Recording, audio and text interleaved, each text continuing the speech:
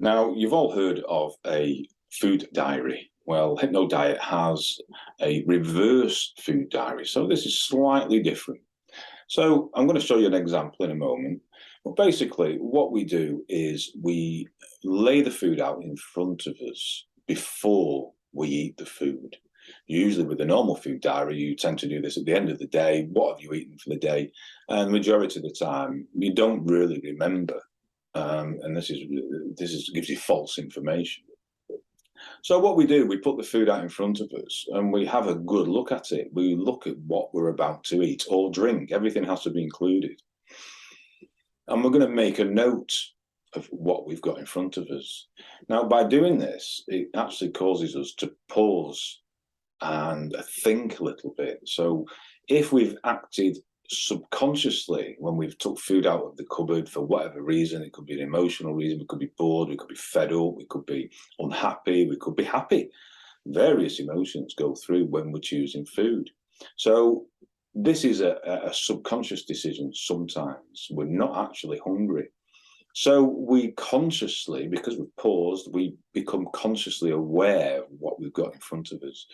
Now, it might end up that you put some of this food back in the cupboard because you realise, because you've stopped, that you've put too much food out in actual fact, which is a great thing to do. So I'm going to show you this food diary. There we go.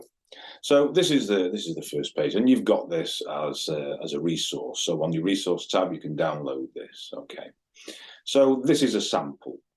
So basically, remember to complete this diary before you eat or drink each time for the next 7 days. So a week is a good period of time to get some statistics down and find out what's going on.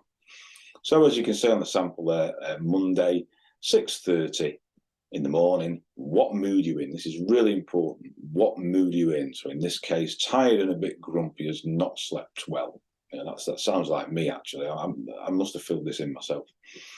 What have I had? I've had a coffee with milk and 2 sugars. Not had any breakfast at that time, as you may notice. So as we gather these facts, we can come up with some good results. So 10 o'clock, feeling good and positive. Coffee, milk, 2 sugars, 1 toasted tea cake with butter in this case.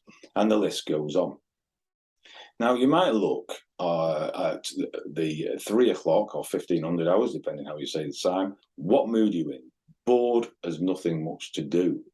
What have you chosen to eat, drink? 1 Mars bar, cup of tea with milk and 2 sugars. Okay, so there's a bored reason. I'm bored. Did you really need that Mars bar?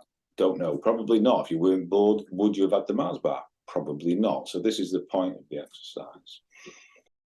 So I had a client and I asked, what do you have for your breakfast? And this was before I introduced the reverse food diary.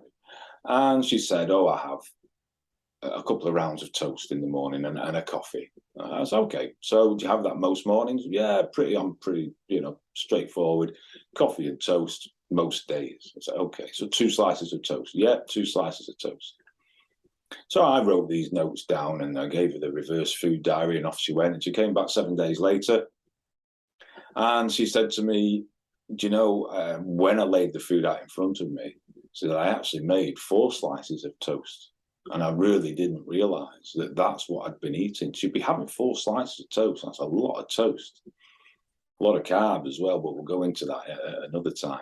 A lot of toast. So what she ended up doing was putting 2 slices away. So straight away, we've made a big difference because she became aware of what she was eating and also the mood that she was in. So this is a great thing to do. So do yourself one for 7 days.